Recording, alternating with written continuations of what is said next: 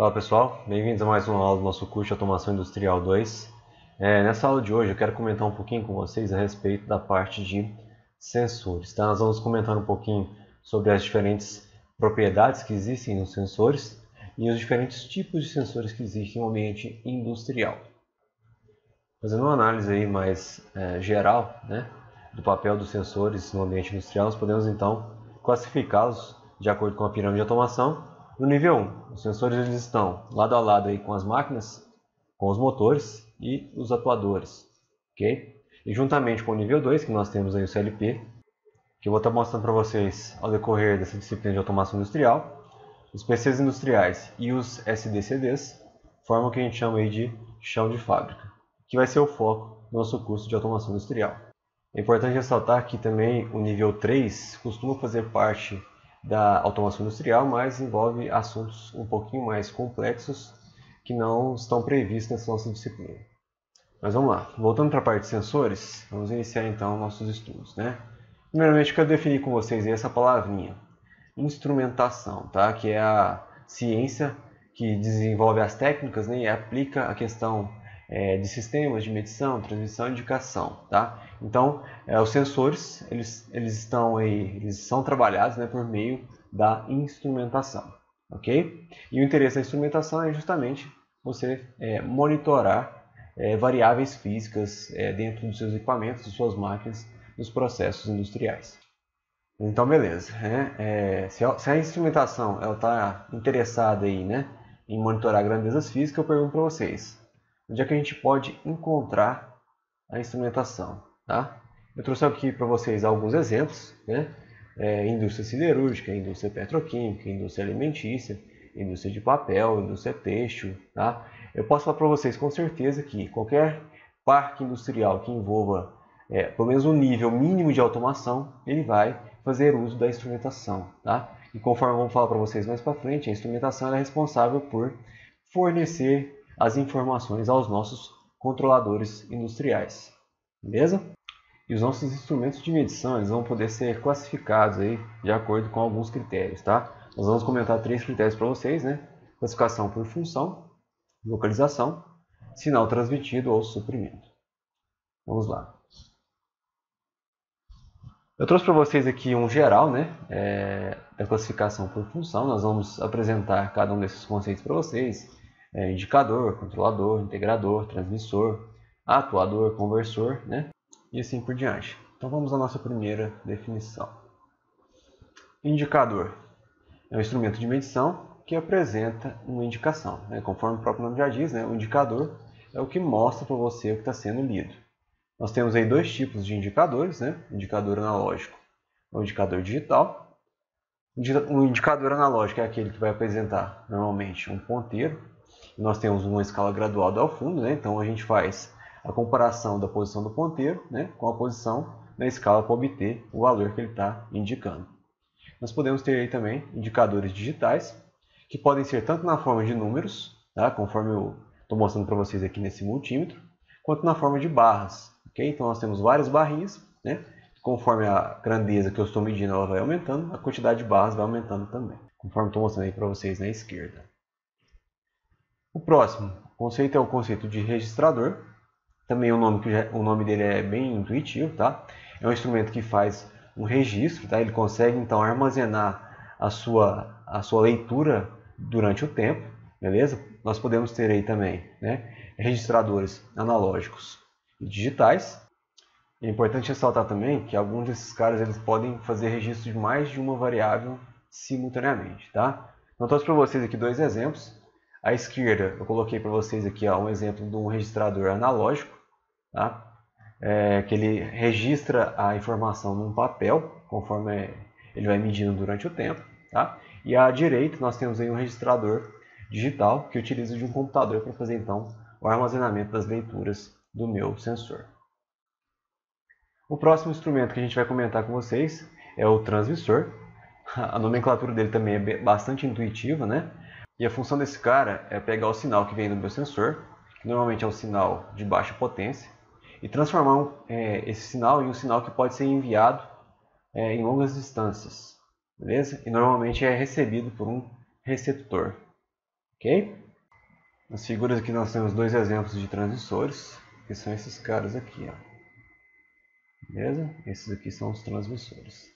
Eles fazem esse envio de sinal para outros instrumentos. O próximo, nós vamos comentar um pouquinho com vocês sobre transdutor e conversor. Beleza? Vamos lá. Primeiro instrumento. O transdutor, pessoal, é um instrumento que ele converte a grandeza que eu quero medir, tá? Pode ser pressão, pode ser temperatura, pode ser vazão. Ele transforma isso em um outro tipo de sinal, tá? E normalmente esse é um sinal elétrico, beleza? Então o transdutor ele tem contato direto com a variável que eu estou medindo e transforma isso em outro sinal. Vamos agora ao conversor. O conversor ele também tem essa propriedade, tá, de transformação de um sinal para outro, só que a função dele é diferente. O conversor ele só atua para adequação de sinal. Então, digamos que eu tenha um sensor, tá, que ele trabalha com a tensão de 0 a 10 volts. E eu tenho um controlador cuja entrada de tensão é de 0 a 5 volts. Para a gente conectar um dispositivo no outro sem que haja nenhum problema de tensão, de energia, de curto-circuito, tá, é necessário um conversor que converta o 0 a 10 volts do meu sensor para o 0 a 5 volts do meu controlador. Já que eu acabei de falar de controlador, vamos à sua definição.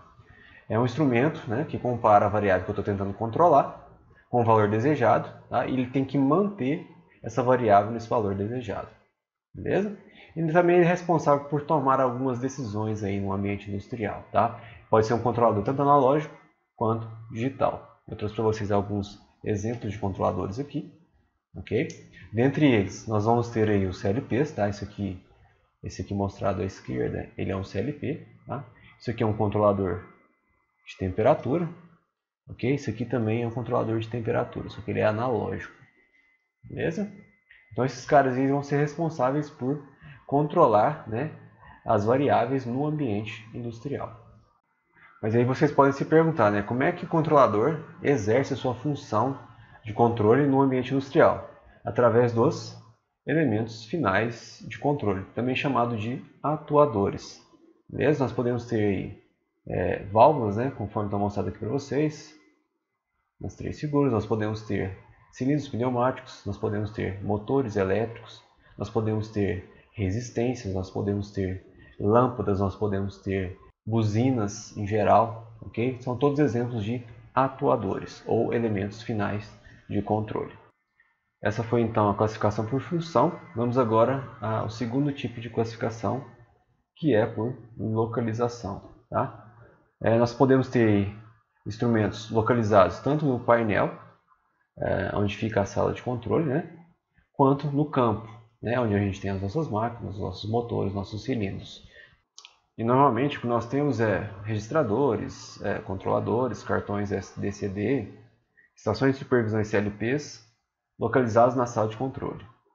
O restante dos outros dispositivos, como por exemplo os transmissores, os indicadores, os transdutores, conversores, né, nós vamos encontrar esses caras todos no campo, beleza? Eu trouxe para vocês aqui mais alguns exemplos, tá? Depois vocês podem olhar com calma. São alguns exemplos aí de sensores que nós temos no campo, tá? Pressão, temperatura, vazão, nível, outros tipos, tá? E também nós temos os nossos atuadores que se localizam no campo. E a única diferença que nós temos aqui, com relação ao que eu mostrei para vocês no slide anterior, tá? É que os indicadores eles podem estar presentes tanto no painel quanto no campo, tá? Dependendo de alguma máquina, ela pode ter algum instrumento, tá, para avisar para o operador o valor de alguma grandeza, por questão de segurança. Okay? Da mesma forma que eu posso ter no painel, né, na sala de controle, alguma coisa para indicar também o valor dessa mesma variável. Beleza? Então o indicador ele pode estar tanto no campo quanto no painel. E vamos agora à última classificação que nós temos para os nossos instrumentos, que vai ser a classificação por sinal de transmissão ou suprimento. Tá? Nós podemos ter aí sensores pneumáticos, hidráulicos, elétricos, digitais, via rádio e via modem. Beleza? Nós vamos comentar cada um deles, as suas principais características. Vamos ao primeiro. O primeiro deles é o tipo pneumático. Tá? A gente utiliza normalmente um gás comprimido que é normalmente ar comprimido, beleza? E a informação é transmitida através da pressão desse ar comprimido.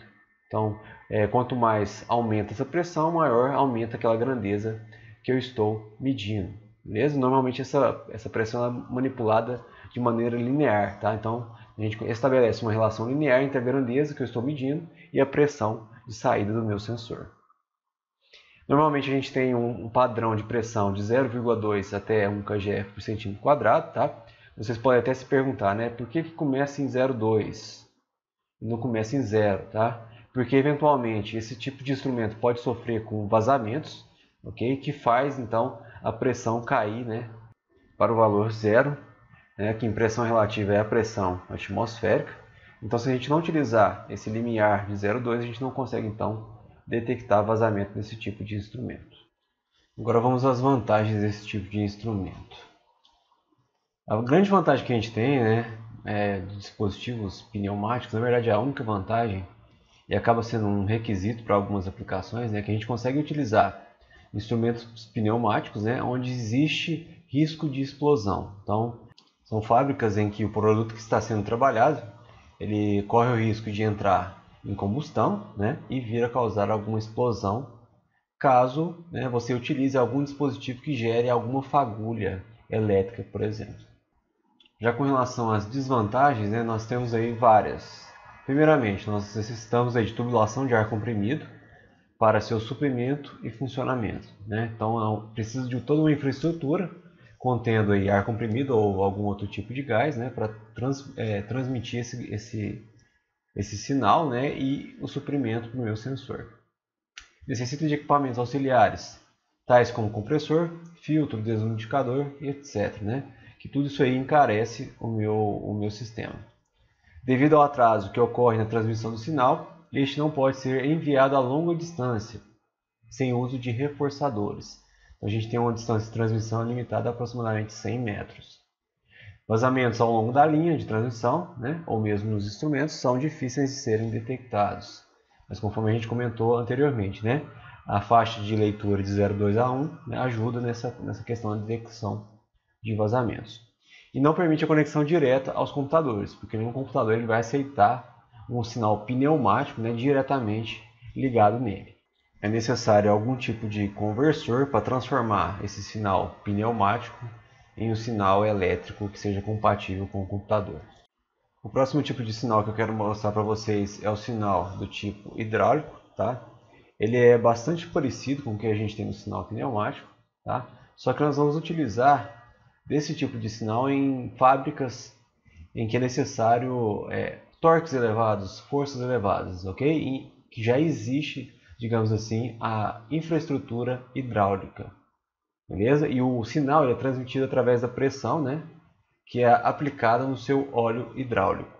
E quais são as vantagens desse tipo de tecnologia? Nós podemos gerar grandes forças, né, conforme foi para vocês anteriormente, e dessa forma acionar equipamentos de grande porte, beleza? Nós temos uma resposta mais rápida do que aquela que a gente tinha na pneumática, pelo fato do óleo hidráulico não ser compressível, tá? Então esse sinal é transmitido praticamente de maneira instantânea, ok? Com relação a desvantagens, nós necessitamos aí de tubulações de óleo para transmissão e suprimento, né? Então, da mesma forma que o ar comprimido, você precisa de uma infraestrutura para transmitir e suprir esse óleo. Necessita de inspeção periódica do nível de óleo, tá? O óleo também ele vence com o tempo, então você precisa trocar ele de tempos em tempos. E são necessários equipamentos auxiliares, tá? Como reservatórios, filtros, bombas, tubulação, válvulas, dependendo, para você estar utilizando esta tecnologia. O próximo tipo que eu quero mostrar para vocês aqui é o tipo elétrico, tá? São sinais que são transmitidos através de tensão ou corrente, tá? A maioria dos sensores que a gente tem disponíveis no mercado utilizam desse tipo de transmissão, né? A transmissão do sinal através de sinais elétricos, ok? Nós temos aí os padrões, né? Padrão de corrente para transmissão de sinal é 4 a 20 mA, e os mais comuns com relação à tensão, a gente tem 1 a 5 volts, 1 a 10 volts, dependendo de 0 a 10 volts, tá? De menos 10 a mais 10, existem vários tipos aí. Já mostrando as vantagens, né? A gente permite a transmissão de sinais em longas distâncias, sem perdas. Né? A alimentação pode ser feita pelos próprios fios que conduzem o sinal de transmissão, tá? No padrão HART, que é esse porta 20. Necessita de poucos equipamentos auxiliares. Permite fácil conexão aos computadores, né? Porque a maioria deles conseguem ter uma interface elétrica aí. São de fácil instalação. Permite de forma mais fácil a realização de operações matemáticas e permite que o mesmo sinal de 4 a 20 seja lido por mais de um instrumento. A gente pode ligar aí, sensores em série, instrumentos em série. Vamos agora a algumas das desvantagens. Necessita de técnico especializado para a sua instalação. São vocês, né, que estão fazendo esse curso. Exige utilização de instrumentos e cuidados especiais em instalações localizadas em área de risco, né? Conforme a gente comentou lá atrás, na parte de sinais pneumáticos, dependendo do tipo de produto com que se está trabalhando, é necessário um cuidado extra, né, quando se trabalha com sinais elétricos. Exigem cuidados especiais, né, na forma com que você vai dispor eles pela fábrica, aí, né, dependendo, você não pode associar, passando a mesma carga, um sinal de um sensor com um fio de alimentação de alguma máquina, por exemplo. E os cabos de sinal devem ser protegidos contra os ruídos elétricos, né? Justamente isso que eu acabei de falar para vocês. Então, dependendo, você tem que utilizar algum cabo especial, né, com algum tipo de encapsulamento, alguma blindagem, que proteja o seu sensor de ruídos elétricos devido a acionamentos de diferentes dispositivos na fábrica. O próximo tipo que eu quero comentar com vocês é o tipo digital, tá? Por digital, entenda-se que os sensores eles têm alguma capacidade de comunicação através de algum protocolo digital, ok? Então você tem uma rede de elementos, tá? E esses elementos se comunicam através dessa rede, beleza? Vamos às vantagens desse tipo, né? Nós não necessitamos ligação ponto a ponto por instrumento. Pode utilizar um par trançado ou fibra ótica para transmissão de dados, né? Imune a ruídos externos, uma vez que a informação é codificada através desses pacotes de informação. Permite configuração, diagnóstico de falha e ajuste em qualquer ponto da malha, né? Uma vez que você acesse essa malha de comunicação, você consegue ter acesso às informações de todos os sensores. E por último, a gente acaba tendo aí um menor custo final, né? Uma vez que você economiza em cabeamento. Você passa apenas uma rede, né, e faz a ligação dos seus sensores nessa rede. Não precisa ser um fio para cada um dos sensores que você está utilizando. Mas como nem tudo é vantagem, né, a gente tem algumas desvantagens desse tipo de comunicação. Uma delas é a existência de vários protocolos no mercado, né? Então existem várias linguagens que esses equipamentos podem se comunicar e às vezes dificulta a comunicação de equipamentos entre diferentes marcas, ok? E surge também essa segunda desvantagem, né, que um eventual rompimento do cabo de comunicação, você pode perder a informação aí de vários sensores. Logicamente que para tornar esse sistema mais robusto, né, o projetista da instrumentação ele pode utilizar mais de um cabo, né? Mas porventura, se houver apenas um cabo e houver o rompimento, perderá aí a comunicação de uma série de dispositivos de medição. O próximo tipo de sinal que eu quero mostrar para vocês, né, é o sinal via rádio, né? Como o próprio nome já diz, você usa de ondas de rádio para transmitir a informação de um determinado dispositivo de medição. Vamos às vantagens desse cara, né? Não necessita de cabos, obviamente. Pode-se enviar sinais de medição e controles de máquinas em movimento, tá? Uma vantagem que a gente tem também com relação a enviar os sinais via rádio, né, que a gente consegue enviar sinais a longas distâncias. Algumas das desvantagens possuem um alto custo inicial, porque você precisa dos equipamentos para estar efetuando esse tipo de comunicação, e você necessita de técnicos altamente especializados que saibam trabalhar com essa tecnologia. O próximo que eu quero mostrar para vocês é a transmissão de sinais via modem, né? Que você faz a utilização das linhas telefônicas, né? A linha de 3G, a linha de 2G, 4G, para enviar a informação dos sensores. Vamos a algumas das suas vantagens, né? Baixo custo de instalação, basta você ter apenas um módulo de transmissão de dados, né? Celular, ok? A gente consegue transmitir esses dados a longuíssimas distâncias, porque ele faz a utilização da infraestrutura de celulares, né, para transmitir essas informações. Algumas das desvantagens também necessitam de profissionais especializados. A gente normalmente tem uma baixa velocidade na transmissão de dados, tá? Uma vez que Os parques industriais normalmente estão localizados em regiões mais afastadas, com uma cobertura, digamos assim, pior, né, de sinal. Estão sujeitos aí a interferências externas, inclusive violação de informações, né, porque ele compartilha da rede de celulares. Então, pode ser que aconteça alguma interferência, algum cruzamento de informações em meio a essa infraestrutura. Para não alongar muito esse nosso vídeo, eu vou estar encerrando essa aula por aqui, tá? Eu deixarei disponível para vocês alguns exercícios no Google Classroom para vocês fazerem e me entregarem depois, ok?